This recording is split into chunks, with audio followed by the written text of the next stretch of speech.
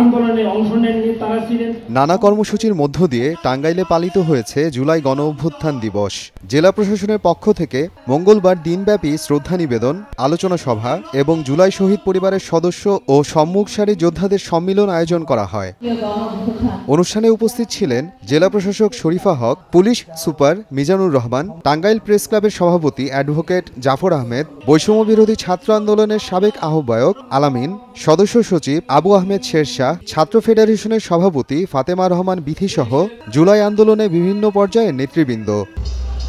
এ সময় জুলাই গণঅভ্যুত্থানে আহত সকলের সুচিকিৎসার দাবি করেন নিহতদের পরিবার ও আহতরা। একই সঙ্গে শেখ হাসিনা সহ ছাত্র জনতা হত্যায় জড়িত সকলের দৃষ্টান্তমূলক শাস্তিরও দাবি জানান তারা। এদিকে জুলাই অভ্যুত্থানের বর্ষপূর্তি উপলক্ষে জেলাজুড়ে বিজয় মিছিল করে বিএনপি ও দলটির সহযোগী সংগঠনের নেতাকর্মীরা। মধুপুরে বিএনপি আয়োজিত মিছিলে অংশ নেন হাজারো মানুষ। এই বিজয় মিছিলটি মধুপুরের প্রধান সড়ক প্রদক্ষিণ করে রানী ভবানী পাইলট উচ্চ বিদ্যালয় মাঠে এসে শেষ হয়। সময় সংবাদ, টাঙ্গাইল।